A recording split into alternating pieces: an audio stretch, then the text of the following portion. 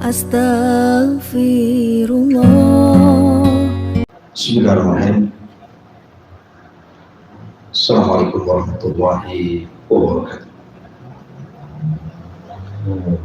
Alhamdulillah wassalatu wassalamu ala rasulillah wa ala alihi wa sahbihi wa mawala wa la hawla wa la quwwata illa billahi wa ba'd.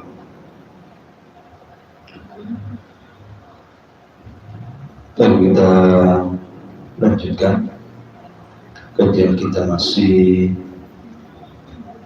membahas kitab Bulughul Maram,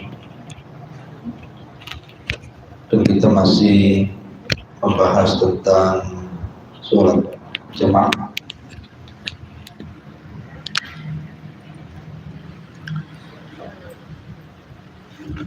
Kita masuk pada hadis ke 322 dalam kitab ini.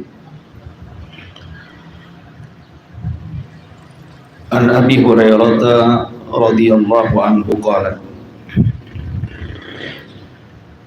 qala Rasulullah sallallahu alaihi wasallam athqalus salati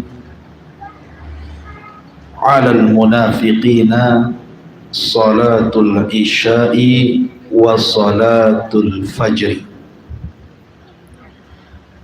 walau ya'lamuna ma fihima la atauhuma walau habwan. Dari Abu Hurairah radhiyallahu anhu, dan Abu Hurairah adalah satu di antara 7 sahabat yang banyak meriwayatkan hadis di atas 1000, dan Abu Hurairah terbanyak sampai di atas 5000. Ini dari segi hafalan. Tapi kalau dari segi tulisan, maka yang paling banyak menulis hadis itu Abdullah ibnu Amr ibn As. Abdullah ibnu Amr ibn al-Asi, itu yang paling banyak menulis hadis Nabi Sallallahu Alaihi Wasallam. Tapi kalau hafalan, maka yang paling banyak adalah Abu Hurairah radhiyallahu anhu. Padahal Abu Hurairah radhiyallahu anhu itu berjumpa dengan Nabi Sallallahu Alaihi Wasallam itu tahun ke-7 Hijriah, dan Nabi Sallallahu Alaihi Wasallam wafat pada tahun 11 Hijriah. Artinya berjumpa dengan Nabi itu cuma 4 tahun saja. Tetapi karena 2 perkara yang menjadikan Abu Hurairah itu banyak meriwayatkan hadis. Satu, karena beliau bermulazamah bersama Rasul dan tidak disibukkan dengan dunia. Ketika orang-orang Mekah sibuk dengan perniagaan dan orang-orang Madinah sibuk dengan pertanian, maka Abu Hurairah justru sibuk di majelis Rasul dengan pengajian. Ini sebab pertama. Makanya orang yang sering banyak hadir di majelis ta'lim pasti banyak ilmunya. Sebab yang kedua, karena doa Nabi Sallallahu Alaihi Wasallam saat Abu Hurairah sering lupa. Jadi Abu Hurairah karena banyak hafalan, banyak lupanya,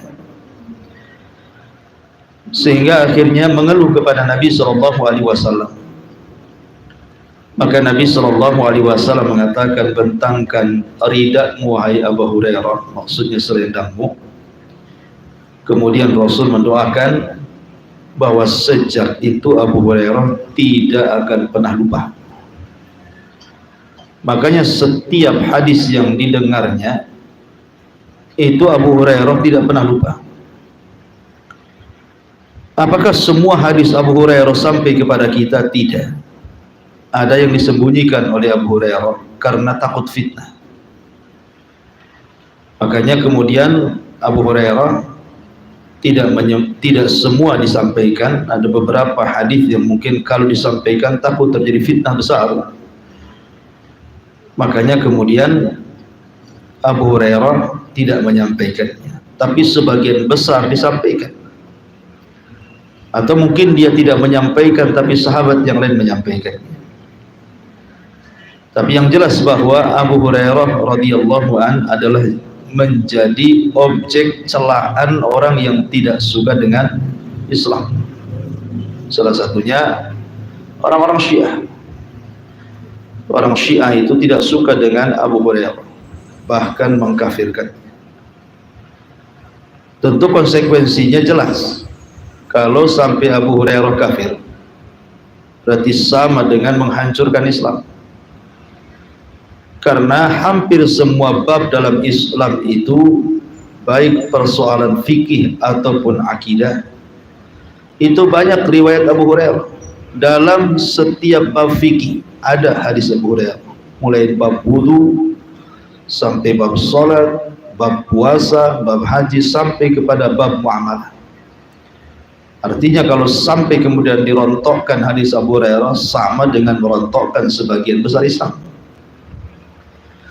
Makanya kemudian orang-orang Syiah dan yang semacam mereka sengaja merobohkan Islam itu dari mencacati perawi hadis. Salah satunya Abu Hurairah, kemudian Aisyah radhiyallahu anha, Abdullah ibn Umar dan yang lainnya. Taib, Abu Hurairah radhiyallahu anhu ini meriwayatkan sebuah hadis dari Nabi sallallahu alaihi wasallam. Seberat-berat salat terhadap orang-orang munafik adalah salat Isya dan salat Fajar. Padahal kalau seandainya manusia itu mengetahui pahala di dalam dua salat ini, tentu mereka akan datang kepada dua salat ini walaupun dengan cara merangkak. Baik. Di dalam hadis ini Nabi Shallallahu Alaihi Wasallam hendak menjelaskan tentang keutamaan dua sholat, khususnya bagi laki-laki yang berjamaah ke masjid. Pertama sholat Isya dan yang kedua sholat Fajar. Kenapa kemudian dua sholat ini sangat diperhatikan oleh Nabi Shallallahu Alaihi Wasallam? Al-Hafidh Ibnu Hajar Al-Asqalani di dalam kitabnya Fathul Bari, beliau mengatakan, dalla hadza ala anna as-salata kullaha thaqilatun 'alal munafiqin. Sebenarnya bukan hanya dua sholat ini saja yang orang-orang munafik itu merasa berat, akan tetapi diberatkan. Jadi semua sholat bagi orang munafik itu berat, tetapi kenapa dititik beratkan kepada sholat Isya dan subuh? Beliau mengatakan, li'anna waqtal isya'i waqta sukuni, waktu sukuni, li'anna waqtal isya'i waktu sukuni. Karena waktu Isya itu adalah waktu istirahat, waktu rohah, waktu di mana orang sudah lelah letih kerja, kemudian badan pun sudah mulai malas, sebagian mereka sudah terserang kantuk, sehingga kemudian orang-orang ini merasa berat melakukannya karena memang waktu Isya itu waktu tenang, waktu rebahan bahasa kitanya ya, karena lelah capek bekerja. Kemudian yang kedua, adapun waktu subuh, karena waktu subuh itu adalah waktu ladzatin naum, waktu selezat-lezatnya orang tidur. Ini yang menjadi alasan kenapa dua sholat ini sangat berat dilakukan orang munafik. Pertama, karena Isya itu memang waktu istirahat. Yang kedua, karena sholat subuh itu waktu selezat-lezatnya tidur. Dan perlu diketahui, sholat Isya dan sholat Fajar itu adalah dua sholat yang dikeraskan suaranya. Beda dengan Zuhur dan Asar gitu ya.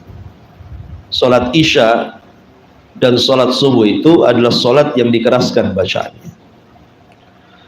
Artinya ini masuk ke dalam surah Al-Anfal. Wa idza tuliyat alaihim ayatuhu zadathum imana wa ala rabbihim yatawakkalun. Orang-orang yang beriman, di antara ciri-cirinya adalah idza tuliyat alaihim ayatuhu, kalau dibacakan padanya ayat-ayat Allah. Apabila dibacakan ayat-ayat Allah, maka bergetar hati mereka. Kemudian di ujung ayat Allah mengatakan ulaika humul mu'minuna haqqan. Mereka itulah orang-orang yang kalau dibacakan ayat-ayat kemudian bergetar hatinya, mereka itulah orang-orang mukmin yang sebenar-benar keimanannya. Maka orang yang kemudian melaksanakan Isya dan subuh otomatis mendengar suara baca Quran, karena dikeraskan kan itu. Apalagi subuh, Nabi SAW memanjangkan bacaannya. Maka di dua solat ini nampak simahnya orang-orang yang beriman, tanda-tandanya orang-orang yang beriman, karena sedang dibacakan kepada mereka ayat-ayat Al-Quran yang oleh orang-orang munafik tidak suka. Orang munafik tidak suka mendengar Al-Quran. Makanya kemudian mereka tidak mau hadir di solat-solat yang dikeraskan.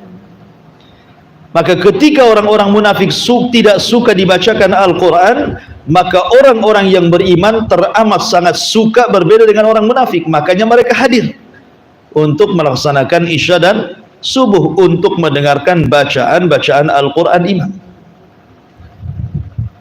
Dan ketika mereka mendengar Al-Quran, bergetar hati mereka. Itulah keimanan yang sesungguhnya. Kemudian lebih daripada itu, ada sebuah hadis yang dikeluarkan Imam Muslim dari Utsman ibn Affan radhiyallahu anhu. Nabi SAW bersabda, "Man shallal isya fi jama'atin faka'annama qama nisfal laili wa man shalla subha fi jama'atin faka'annama shallal laila kullahu." Barang siapa yang sholat Isya berjamaah, maka seolah-olah dia berdiri separuh malam untuk sholat malam. Dan barang siapa yang dia sholat subuh berjamaah, seolah-olah dia menghabiskan seluruh malamnya untuk qiyamul lail.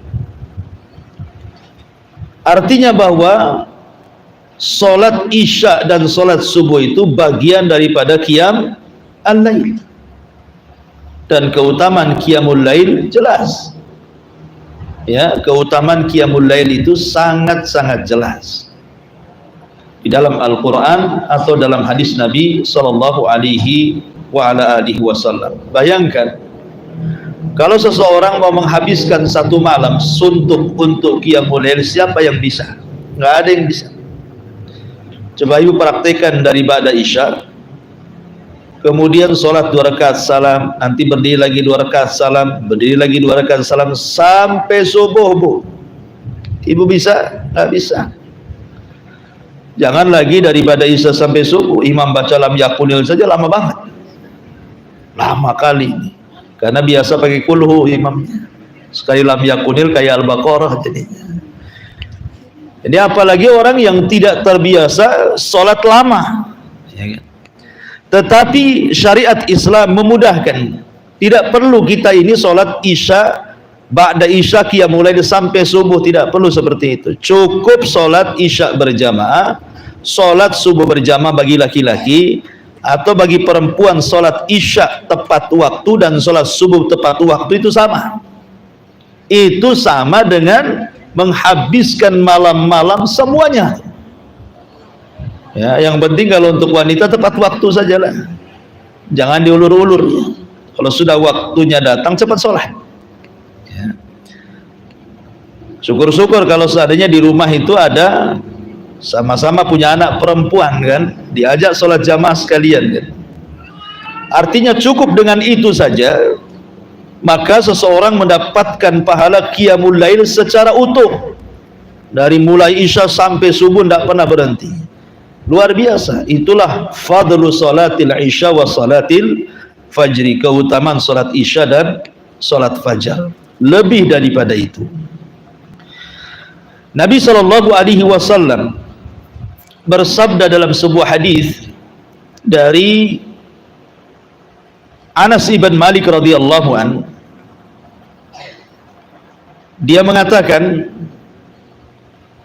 Nabi SAW bersabda, man shallal ghadata wal isya'al akhirata arba'ina lailatan fi jama'atin la tafutuhu rak'ah kutibat lahu bara'atun min nari wa bara'atun minan nifaki.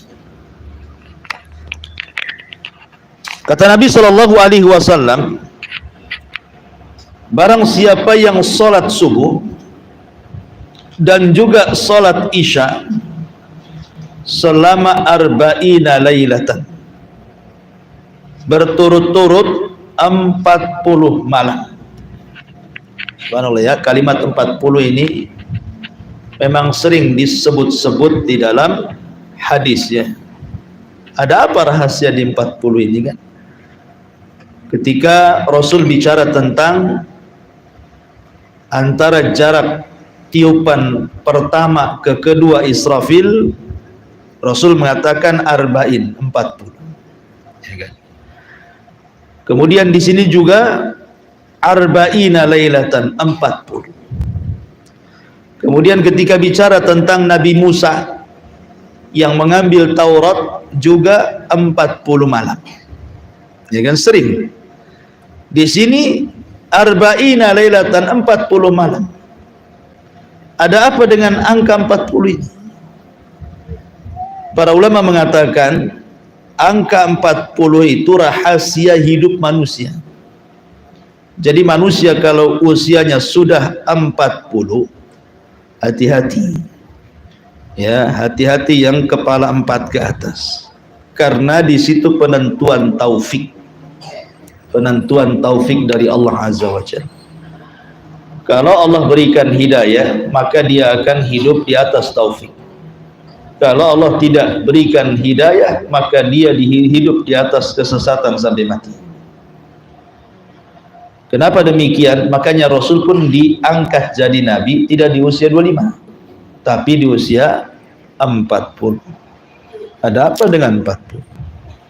Umumnya kata ulama, usia 40 tahun itu sebagian besar nikmat Allah sudah Allah berikan. Sebagian nikmat Allah itu Allah sudah berikan. Karena di usia 40 itu rata-rata orang sudah punya rumah, walaupun kontrak gitu ya. Kemudian rata-rata sudah punya pasangan, rata-rata sudah punya anak, rata-rata sudah punya pekerjaan, rata-rata akalnya mulai dewasa ya. Artinya bahwa ini nikmat-nikmat itu sebagian besar diberikan kepada orang yang usia 40 tahun. Makanya wajar kalau umpamanya di usia seperti ini kita wajib bersyukur. Rabbi auzi'ni an ashkura ni'mataka allati an'amta 'alai wa 'ala walidayya. Seperti perkataan Nabi Allah Sulaiman, ya Rabb, anugerahkan kepadaku agar aku bisa syukur kepadamu dan berbuat baik kepada kedua orang tuaku. Kata Nabi SAW, barang siapa yang sholat subuh dan sholat isya 40 malam berjamaah, tidak pernah luput satu rakaat pun, kecuali akan ditulis baginya bara'atan, dua perkara yang akan berlepas diri dari orang itu. Dan dua perkara itu, pertama bara'atun minan nar, neraka akan berlepas diri dari dia. Wa bara'atun minan nifaq, dan sifat munafik akan lari dari dia. Jadi neraka tidak akan menyentuhnya dan sifat nifak pun tidak akan datang kepadanya. Makanya kalimat 40 ini yang menentukan. Bahkan ulama mengatakan kalau Anda berteman dengan orang baik selama 40 hari, maka pasti akan baik. Ya. Kalau berteman dengan orang jahat 40 hari, pasti akan jahat. Lah di sini ada dua keutamaan hebat yang Nabi SAW katakan, bara'atan, dua perkara yang akan lepas dari orang yang menjaga isya dan subuh selama 40 hari. Makanya untungnya anak-anak di pesantren itu, mereka kan jamaah terus, ya kan, tidak pernah lepas tuh. Untung kalau ibu punya anak-anak di pesantren, bukan hanya 40 hari, mereka bertahun-tahun di pesantren. Jadi Nabi SAW mengatakan bara'atan, dua perkara yang akan lepas dari diri dia. Pertama neraka, yang kedua nifak. Oh, ini kan luar biasa. Ini diantara keutamaan salat isya dan salat fajar. Adapun salat fajar, ya, tentu lebih besar lagi pahala yang dilakukan dibandingkan salat isya. Ya, memang salat isya itu salat yang paling dicintai Allah. Kemudian salat isya itu juga salat yang paling banyak pahalanya. Kemudian salat isya juga adalah salat yang mustajab doa, karena memang bagian daripada salat malam. Tetapi salat subuh itu tentu lebih luar biasa lagi pahalanya, karena memang tantangan salat subuh kan berbeda dengan salat isya, ya.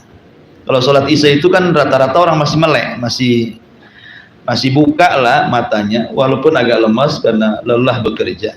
Tapi sholat subuh itu kan memang orang lagi tidur suruh bangun, sehingga mujahadahnya itu, sungguh-sungguhnya itu lebih dibandingkan isya. Apalagi orang lagi mimpi enak, tiba-tiba dibangunkan, kan berat itu, ya. Apalagi kurang tidur, apalagi lelah dia bekerja, sehingga mujahadahnya itu lebih sholat subuh itu. Makanya kenapa kemudian azab-azab Allah Subhanahu wa ta'ala pun itu terkadang dikirim di waktu subuh, seperti Fir'aun ditenggelamkan di waktu subuh. Kemudian kaum 'Ad diazab juga di waktu subuh, dan rata-rata di waktu subuh. Ya, kiamat juga sama, dibangkitkan di waktu malam dan penentuannya subuh. Ya, penentuannya itu subuh.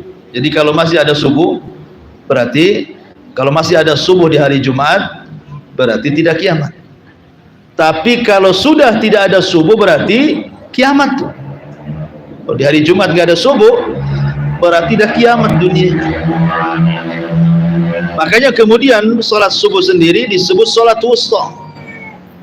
Salat wusta yang difirmankan Allah Subhanahu wa ta'ala itu, hafidhu ala salawati was salatil wusta, jagalah oleh kalian 5 waktu salat, terutama salat wusta. Ada yang mengatakan salat wusta itu salat asar, ada yang mengatakan salat wusta itu salat subuh. Tapi yang jelas bahwa Rasul mengatakan man hafadha ala baradaini dakhalal jannah. Barang siapa yang menjaga 2 salat asar dan subuh, maka dijamin masuk surga. Taib, ma'asyiral muslimat yang dimuliakan Allah Subhanahu wa ta'ala. Kemudian hadis yang berikutnya, atan Nabiy sallallahu alaihi wasallam rajulun a'ma faqala ya Rasulullah innahu laysa liqa'idun yakuduni ilal masjid farakhasa lahu falamma walla da'ahu faqala hal tasma'un nida bis salati? Qala na'am. Qala fa'ajib. Rawahu Muslim. Masih dari Abu Hurairah radhiyallahu an, Nabi Shallallahu Alaihi Wasallam suatu ketika kedatangan seorang laki-laki yang buta. Laki-laki yang buta di sini siapa? Abdullah ibn Ummi Maktum. Ya, laki-laki yang buta di sini dalam riwayat yang lain dia adalah Abdullah ibnu Ummi Maktum. Sebagaimana riwayat Abi Dawud dan yang lainnya dari Ashabus Sunan. Dan perlu diketahui, Abdullah ibn Ummi Maktum ini adalah satu di antara 4 muadzin Rasul. Sering saya sebutkan muadzin Rasul itu ada 4. Yang pertama Bilal yang paling masyhur. Kemudian di bawah Bilal Abdullah ibn Ummi Maktum. Kemudian di bawah Abdullah ibn Ummi Maktum ada namanya Abu Mahdzurah. Kemudian di bawah Abi Mahdzurah ada namanya Sa'ad Al-Qaradi, maulanya Ammar ibn Yasir. Adapun Bilal dan Abdullah ibn Ummi Maktum diletakkan di Masjid Nabawi. Jadi Masjid Nabawi memiliki 2 muadzin. Adapun Abi Mahdzurah diletakkan di Masjidil Haram setelah Fathu Mekah. Adapun Sa'ad Al-Qaradi diletakkan di Masjid Quba, masjid yang pertama kali dibangun Nabi Shallallahu Alaihi Wasallam, itu Masjid Quba. Lah suatu ketika Nabi Shallallahu Alaihi Wasallam, sedikit kita ceritakan biografi Abdullah ibn Ummi Maktum yang datang dalam hadis ini. Jadi suatu ketika Nabi Shallallahu Alaihi Wasallam itu sedang sibuk mendakwahi para pembesar Quraisy. Sibuk dia dengan alasan kalau satu tokoh Quraisy masuk Islam bisa mengajak kabilahnya masuk Islam. Itu alasan Nabi. Itu kan niat baik. Tiba-tiba kemudian datang Abdullah ibn Ummi Maktum ingin masuk Islam. Lah Abdullah ibn Ummi Maktum ini orang miskin, orang susah. Kemudian buta lagi. Nyari-nyari Nabi Shallallahu Alaihi Wasallam. Yang namanya orang buta kan tidak tahu Nabi sedang apa, sedang sibukkah, sedang berdakwahkah, Nabi nggak tahu. Ya karena memang Abdullah ibn Maktum buta masalahnya. Lah rupanya kedatangan Nabi Shallallahu Alaihi Wasallam, kedatangan Abdullah ibn Ummi Maktum itu Rasul nampaknya kurang suka, karena kayaknya ganggu acara. Apalagi para pembesar Quraisy itu tidak suka orang-orang susah. Karena di zaman itu memang ada geng-gengan gitu ya, orang kaya sama orang kaya, orang susah sama orang susah. Makanya si kaya tambah kaya, si susah tambah miskin gitu. Jadi get-getan di zaman dulu itu. Jadi kalau sampai Abdullah ibn Maktum hadir di majelis itu, ini tentu kabur nih pembesar-pembesar ini. Akhirnya Nabi Shallallahu Alaihi Wasallam tidak memperdulikan, wajahnya masam, kemudian berpaling tidak mau melihat Abdullah ibn Ummi Maktum. Maka dari sini Allah Subhanahu wa taala turunkan ayat abasa wa tawalla an ja'ahul a'ma wa may yudrika la'allahu yazakka aw yadhakkara fatanfahu dzikra amma man istaghna fa anta anhu talaha. Dan ila akhiril ayat. Jadi Allah mengatakan abasa wa tawalla. Abasa wa tawalla. Subhanallah. Allah Subhanahu wa taala tidak menyebut kata ganti. Allah tidak mengatakan abasta wa tawallaita, itu maksudnya ya. Abasta wa tawallaita. Artinya kalau abasta engkau bermuka masam, wa tawallaita engkau berpaling. Allah tidak menyebut siapa pelaku dalam abasa di sini, makanya menggunakan fi'il mudhari' dan tidak meletakkan kata gantinya, dhamirnya. Abasa dia, Ya, dia bermuka masam. Tawalla, dia berpaling. Allah tidak mengatakan abasta, engkau bermuka masam. Tawallaita, engkau berpaling, tidak. Allah tidak menggunakan dhamir mukhatab, tapi menggunakan dhamir ghaib. Ya, dia gitu. Kenapa demikian? Karena bukan akhlak Rasul bermuka masam, itu maksudnya. Sehingga Allah menyamarkan kalimat dia itu siapa di sini maksudnya. Walaupun isyaratnya kepada Nabi Shallallahu Alaihi Wasallam, tapi Allah Subhanahu Wa Taala ingin membahasakan bahwa bukan akhlak Nabi itu bermuka masam. Rasul itu seumur hidupnya tidak bermuka masam sama sekali. Jadi seumur hidupnya cuma sekali ini saja bermuka masam kepada siapa? Abdullah ibn Ummi Maktum. Dan ini adalah mukjizat. Mukjizat dari Nabi sallallahu, mukjizat dari Allah yang diberikan kepada Rasul, di mana Rasul tidak pernah bermuka masam seumur hidupnya kecuali dalam kasus Abdullah ibn Ummi Maktum. Itu pun ditegur Allah. Siapa coba di antara kita yang tidak atau berusaha untuk tidak bermuka masam? Susah, Bu. Ibu saja dikurangi belanjanya masam. Ya. Dikritik masakannya aja langsung masam. Utang nggak dibayar langsung masam. Ya. Ada orang yang nggak suka aja masam. Kita ini mungkin senyumnya sekali seumur hidup, masamnya yang banyak. Kalau Rasul itu terbalik gitu. Rasul itu senyum, masamnya sekali dalam kes ini saja. Ini kan mukjizat. Orang tidak bisa masam, ini kan mukjizat. Hanya Nabi yang bisa melakukannya. Makanya Allah tidak mengatakan abasta, engkau bermuka masam, tapi abasa, dia ini siapa kan itu ya. Ya, karena memang bukan akhlak Rasul bermuka masam. Wa tawalla, dan berpaling gitu ya. Lah sejak turun ayat ini, maka Nabi Shallallahu Alaihi Wasallam sangat mengagumi siapa? Abdullah ibn Ummi Maktum. Sampai-sampai kalau Abdullah ibn Ummi Maktum bertandang ke rumah Rasul, maka Rasul mengatakan marhaban biman atabani Rabbi. Ya, marhaban biman atabani Rabbi. Selamat datang orang yang karenamu aku ditegur Allah, katanya. Senang Rasul kan? Karenamu, kalau orang sekarang kan ditegur atasan, kalau ketemu dia gara-gara kamu, gini, marah gitu ya. Tapi Rasul ini senang malah. Makanya saking senangnya memasukkan siapa? Abdullah ibn habis baterainya. Abdullah ibn Ummi Maktum ini seolah-olah bagian daripada keluarganya. Sampai Aisyah itu kalau membuatkan makanan khusus untuk Abdullah ibn Ummi Maktum itu. Dan dia orang yang pertama kali hijrah bersama Mus'ab ibn Umair ke Madinah. Dan dia sahabat yang sering dibuat oleh Rasul pengganti untuk memimpin Madinah kalau Rasul sedang jihad. Abdullah ibn Ummi Maktum ini. Dan dia pakar Quran. Walaupun buta, dia pakar Quran. Dia menjadi pengajar Quran di Madinah. Dia pengen jihad di zaman Rasul, tapi karena buta, ya kan, orang buta itu ada rukhsah untuk tidak ikut jihad.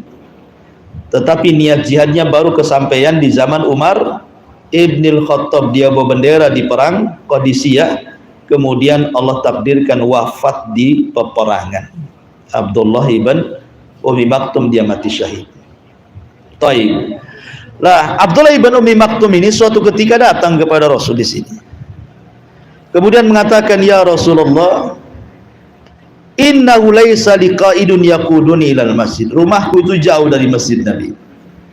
Sementara kalau aku harus berangkat dari rumah ke masjid ini kan harus ada yang minimalnya yang megang, yang mapah gitu ya. Tapi tidak ada orang yang mapah diriku. Rumahku jauh dari masjid. Apakah ada rukhsah bagiku untuk tidak datang ke masjid gitu maksudnya? Untuk tidak sholat jamaah. Maka Nabi SAW mengatakan, farakhasa lahu, ya, kau memiliki rukhsah keringanan, tidak apa-apa kau tidak datang ke masjid. Falamma walla wada. Tiba-tiba Abdullah Maktum sudah senang, dia pergi dari rumah Rasul. Ketika sampai di pintu, dipanggil lagi sama Nabi. Tunggu dulu, jangan pulang dulu. Hal tasma'un nida bis shalah. Kau dengar azan enggak? Maksudnya azan ini dari Masjid Nabawi ini sampai gak ke rumah? Maka Abdullah ibn Umi Maktum mengatakan, na'am, tentu. Maka Rasul mengatakan, fa'ajib, kalau begitu wajib kau datang. Ya, orang buta saja disuruh datang ke masjid kalau dia mendengar suara azan. Baik. Di sini ada perkara yang luar biasa yang kita akan bahas dari hadis kisah Abdullah ibn Umi Maktum ini tentang keutamaan suara azan dan keutamaan shaf pertama. Dari hadis ini ada dua faedah, menjelaskan tentang keutamaan azan karena nida dalam hadis ini kan azan, dan yang kedua shaf pertama. Karena di sini Rasul mengatakan fa'ajib, maka kau wajib datang, segera datang ketika mendengar suara azan, kau segera datang, artinya mengejar shaf pertama. Ma'asyiral muslimat yang dimuliakan Allah Azza wa Jalla, adapun keutamaan muadzin sudah jelas, ya. Pertama, azan itu memiliki pahala besar karena Nabi SAW mengatakan, lau ya'lamun nas ma fin nida'i was-safil awal. Kalau seandainya manusia itu tahu pahala yang terdapat dalam azan dan shaf pertama, thumma lam yajidu illa an yastahimu alaihi lastahamu alaihi.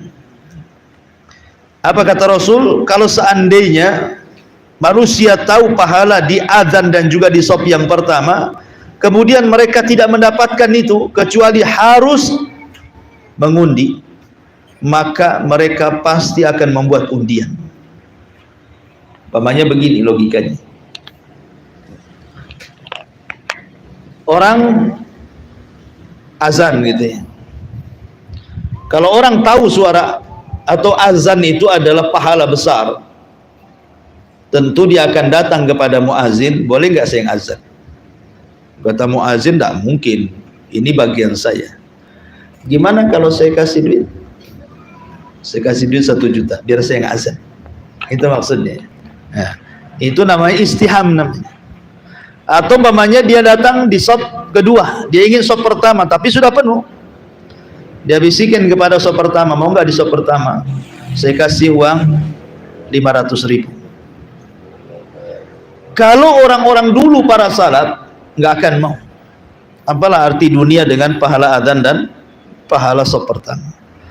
Tapi orang sekarang jangan lagi 1 juta, 10.000 pun mau. Mau nggak 10.000? Kamu diam, saya yang azan. Oh mau, kalau bisa tiap hari gitu. Di shaf pertama juga sama, nggak usah 10.000, kasih 5.000 saja. Jadi karena orang dulu itu memahami pahala gitu, maksudnya dunia itu apa, tapi orang sekarang memang seperti itu. Bal tuhibbunal hayatad dunya, orang sekarang ini bahkan lebih cenderung cinta dengan kehidupan dunia. Kemudian yang kedua, tidak ada suara terindah di permukaan bumi ini kecuali suara muadzin. Seindah apapun suara penyanyi, seindah apapun suara biduan, walaupun sudah go internasional, siapa sebutkan artisnya, tidak seindah suara muadzin. Karena Allah yang mengatakan dalam hadis Aisyah radhiyallahu anha ketika memberikan catatan, waman ahsanu qaulan mimman da'a ilallah wa amila salihan. Siapa lagi orang yang memiliki suara terindah, ya, siapa lagi orang yang memiliki suara terindah di dunia ini melainkan orang-orang yang menyeru manusia ke jalan Allah. Kata Aisyah radhiyallahu anha, ayat ini turun kepada para muadzin. Ayat ini turun kepada para muadzin. Makanya ibu dorong suami itu, bang azanlah sana. Dorong anak-anak, kalau ibu punya anak-anak laki-laki, suruh azan di rumah. Ya, ajari azan, umpamanya ibu punya anak laki-laki usia TK gitu ya, atau SD, coba azan, ibu pengen dengar suara azan, jadi latih dia suara azan, ya. supaya dia jadi muadzin di masjid. Karena suara muadzin itu suara yang paling indah, tidak ada yang paling indah suaranya melebihi muadzin. Ini Allah yang mengatakan. Kalau Allah sudah yang mengatakan, tidak terbantahkan. Ini yang kedua. Yang ketiga, bahwa muadzin itu dia akan diampuni dosanya sejauh suaranya didengar. Makin jauh suara mendengar, makin jauh suaranya lantang, sampai terdengar pamannya 2-3 perumahan gitu ya, maka dia akan diampuni dosanya. Didoakan oleh orang-orang yang mendengar suara adzan itu. Bahkan lebih daripada itu, semua yang mendengar suara adzannya akan bersaksi di hadapan Allah. Baik manusia, baik jin, baik yang kering, baik yang basah. Maka Nabi SAW mengatakan, Inna Allah wa malaikatahu yusalluna ala saffil muqaddam wal muadzin yughfar lahu mada sautihi. Sesungguhnya Allah dan para malaikatnya akan bersalawat. Tentu salawatnya Allah, pujian, salawatnya malaikat, doa ampunan terhadap orang-orang yang berada di saf pertama, dan terhadap para muadzin akan diampuni sejauh suaranya kemana. Kemudian wa yusaddiquhu man sami'ahu min radbin wa yabisin wa lahu mislu ajri man sallamahu. Bahkan tidak ada yang kering ataupun yang basah yang mendengarkan suaranya kecuali akan membenarkannya dan akan menjadi saksi di hadapan Allah pada hari kiamat. Bahkan lebih daripada itu, Rasul mengatakan dia mendapatkan pahala sebanyak orang yang sholat di belakangnya. Gitu ya. Kalau yang sholat 100 orang berarti dia dapat pahala 100 orang. Nah, makanya Bu, kalau punya anak laki-laki, jadikan dia muadzin. Ya, arahkan kepada muadzin, lihat pahalanya luar biasa gitu ya. Semua makhluk jadi saksi pada hari kiamat. Malaikat akan mendoakan ampunan, Allah memuji dia, dan dia mendapatkan pahala sebanyak orang yang sholat di belakangnya. Tengok tuh muadzin di Masjidil Haram tuh, itu kalau lagi haji, berapa dia dapat pahala orang yang sholat di belakangnya. Beruntunglah orang-orang itu. Bahkan dalam hadis Nabi SAW yang keempat, bahwa muadzin itu lehernya akan panjang pada hari kiamat. Lehernya akan panjang pada hari kiamat. Rasul mengatakan, al-muadzinuna atwalun nasi a'naqan yaumal qiyamah. Para muadzin itu lehernya akan panjang. Maksudnya apa?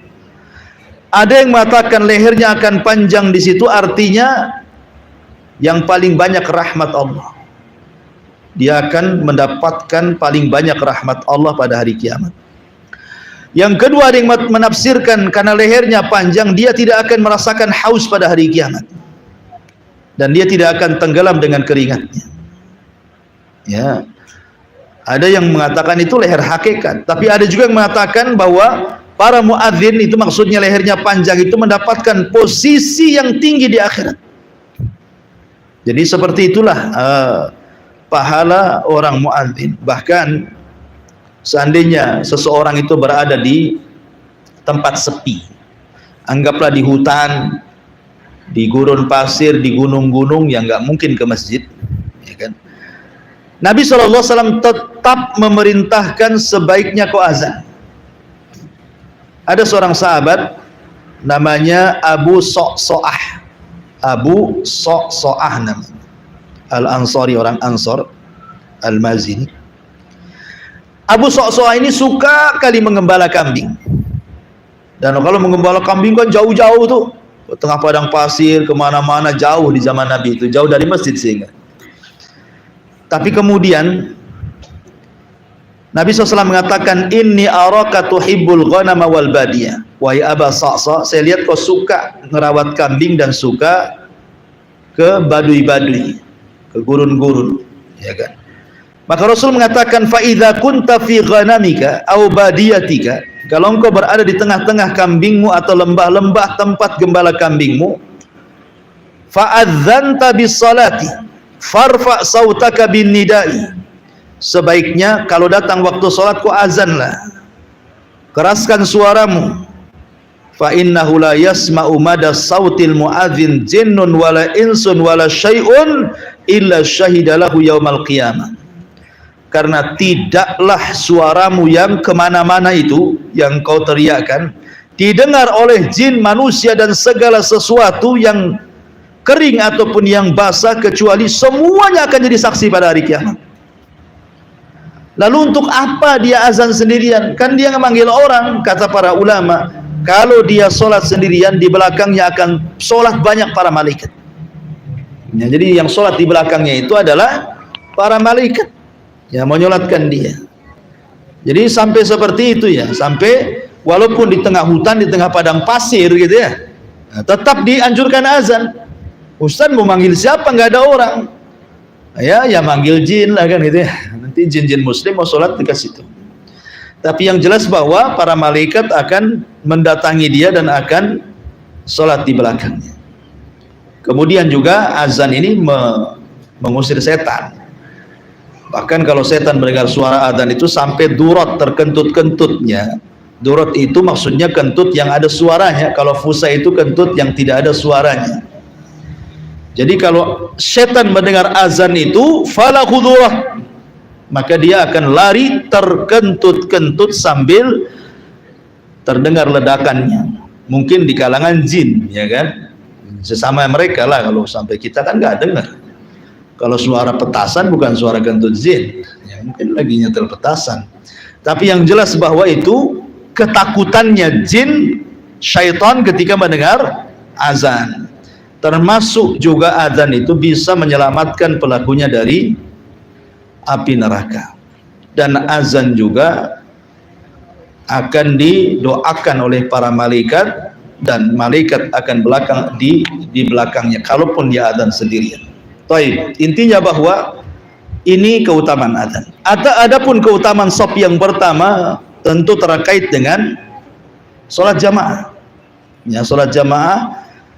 Makanya kenapa kalau kita bicara tentang sholat Jumat, jadi di pagi hari itu malaikat akan berdiri di pintu masjid. Maka siapa yang masuk pertama, apa kata Rasul? Seolah-olah dia berkorban dengan seekor unta, kan itu ya. Kemudian masuk lagi orang kedua, maksudnya shaf kedua, maka seolah-olah dia berkorban dengan seekor sapi. Kemudian masuk orang ketiga, masuk pada shaf ketiga, seolah-olah dia berkorban dengan seekor kambing. Kemudian masuk shaf keempat, ya, seolah-olah dia berkorban seekor ayam. Kemudian yang kelima masuk, seolah-olah dia berkorban dengan telur ayam.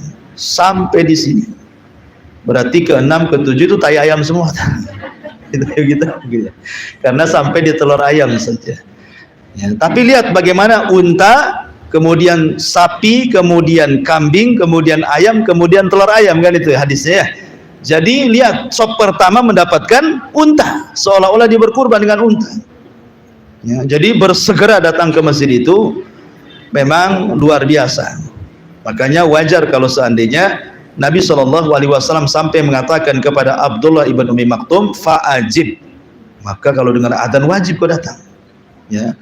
Taib ini di antara dua hadis dulu yang kita bisa bahas di pagi ini. Taib. Sebelum saya tutup, kalau ada yang bertanya silakan.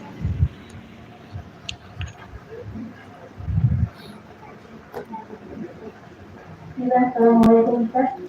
Sudah tadi kan ada disebutkan tentang keutamaan muadzin, tidak ada suara terindah di muka bumi kecuali suara muadzin. Rasulullah berkata, siapa lagi yang mulia suara yang terindah melainkan orang yang menyeru di dalam ayat ini. Aisyah mengatakan ayat ini turun untuk para muadzin. Ini hadis atau firman Allah yang dibacakan oleh Rasulullah? Ini firman Allah. Allah mengatakan, wa man ahsanu qawlan mimman da'a ila Allah wa 'amila shalihan wa qala innani minal muslimin. Ini firman Allah Subhanahu wa taala. Saya cari biar mudah ayatnya. Coba. Wa man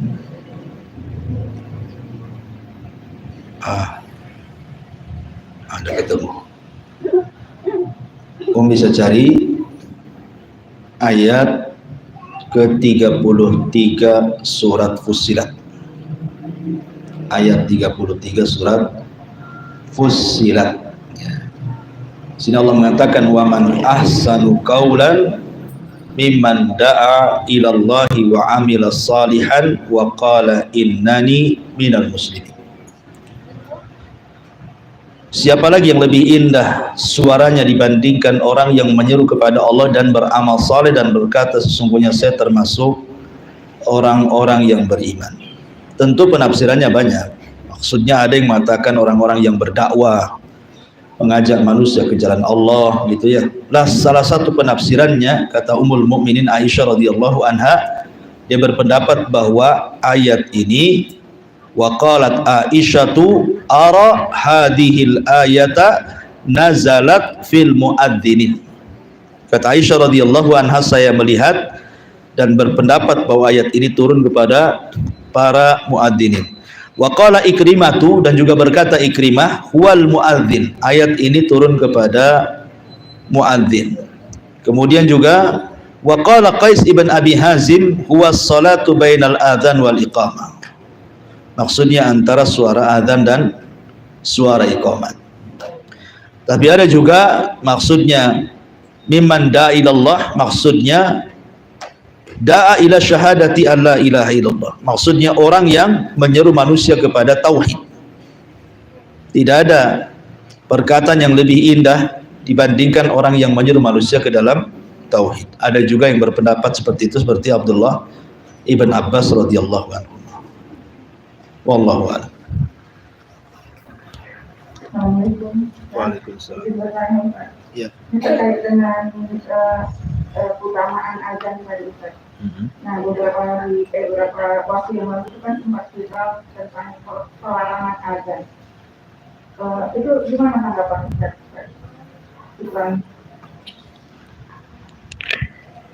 Pelarangan azan. Yang seperti apa yang melarang? Maksudnya volumenya dibatasi gitu ya. Iya. Pertama yang harus dipahami bahwa suara azan itu adalah syiar. Makanya Nabi SAW kalau menyerbu sebuah musuh, maka Rasul akan menunggu sholat subuh. Kalau terdengar adzan, maka Rasul akan balik, berarti negeri itu negeri Islam. Tapi kalau tidak terdengar suara adzan, maka negeri itu negeri kufur, langsung diserang. Dari sini menunjukkan adzan itu syiar. Yang namanya syiar harus ditampakkan. Ini satu. Yang kedua, Nabi SAW pernah bersama para sahabatnya sedang safar, tiba-tiba dari kejauhan ada terdengar suara adzan. Allahu Akbar dari kejauhan. Ya, rupanya dari tengah padang pasir ada suara azan.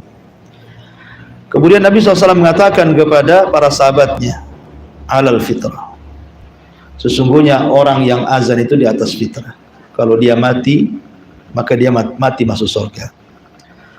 Kemudian sahabat pengen penasaran siapa orang yang dapat rekomendasi masuk surga ini. Kemudian datanglah ke suara azan itu. Rupanya di tengah padang pasir yang azan itu seorang penggembala kambing. Ya, mendapatkan jaminan surga dari Nabi SAW karena suara azannya. Artinya Rasul kan mendengar tuh. Ya, karena Rasul sedang safar, tiba-tiba mendengar suara azan dari kejauhan. Nah, berarti suara azan itu selain daripada syiar juga harus dikencangkan supaya dengar. Makanya kenapa di antara adab-adab muadzin itu adalah raf'us saut, mengangkat suara. Mengangkat suara itu di antaranya raf'us saut.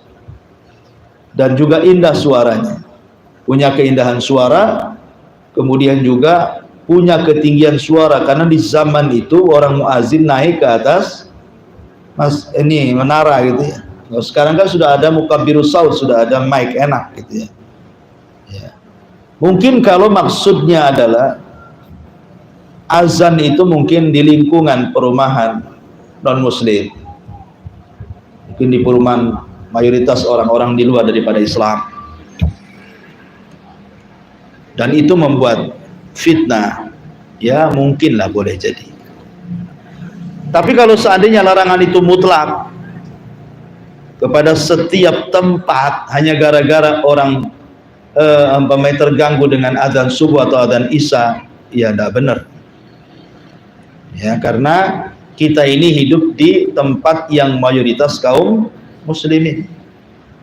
Artinya ketika kita mayoritas berarti berhak untuk mendapatkan syiar. Bahkan harusnya orang-orang kafir non muslim itu, kalau ada suara azan itu harusnya senang. Kenapa? Karena di zaman Rasul kalau tidak ada suara azan diserah. Hal itu ya. Kalau ada suara azan berarti aman orang-orang itu. Berarti sebenarnya dengan suara azan itu mereka aman. Dengan adanya syiar Islam itu mereka aman sebenarnya. Hidup mereka di tengah-tengah kaum muslim itu aman. Karena orang-orang yang sholat tidak mungkin mengganggu mereka. Ya, tapi wallahu alam lah, di negeri kita ini kadang-kadang isu-isu ini aneh-aneh gitu ya. Isu-isu ini kadang-kadang aneh-aneh. Kadang suara azan disamakan dengan suara binatang umpamanya kan, naudzubillah. Jadi hal-hal yang seperti ini ya kita tanggapi bahwa tetap azan itu syiar, harus dikumandangkan karena kita berada di negeri Islam. Wallahu a'lam.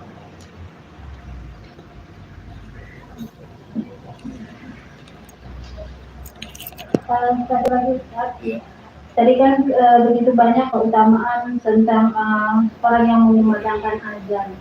Nah, di zaman sekarang ini kebanyakan para muadzin itu kan dia digaji, Ustaz. Apakah dia orang yang dia melaksanakan azan itu karena kewajibannya, karena dia diberi gaji setiap bulan? Apakah dia orang-orang yang seperti ini juga akan mendapatkan keutamaan seperti yang Ustaz jabarkan tadi?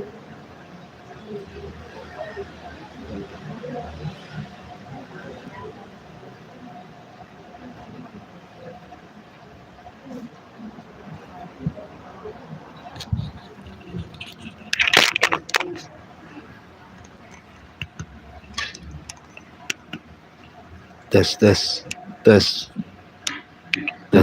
Oke. Tentang masalah hukum seorang muazzin mengambil upah. Di sini ada pertanyaan yang dilontarkan kepada, kayaknya sudah habis baterainya.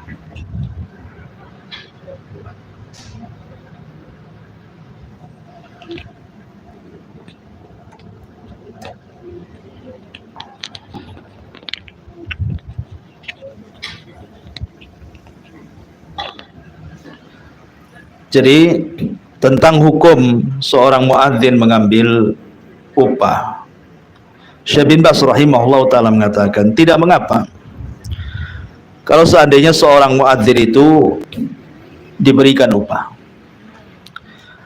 karena dia menjaga waktu-waktu sholat. Kalau seandainya kemudian seorang muadzin disibukkan dengan bekerja di luar dan dia azan itu di sela-sela waktu kerjanya, tentu akan merepotkan. Boleh jadi mungkin akan telat dari waktunya. Sementara dalam hadis Nabi SAW bahwa seorang muadzin itu disebut mu'taman, dia yang diberikan kepercayaan untuk menentukan waktu sholat, sehingga harus standby dia. Ya, kan harus standby, waktunya zuhur, waktunya asar, waktu harus standby dia. Sehingga tidak masalah seorang muadzin itu mendapatkan upah dari Baitul Mal atau mungkin dari pengurus masjid gitu ya. Disisihkan gaji untuk para muadzin. Ya.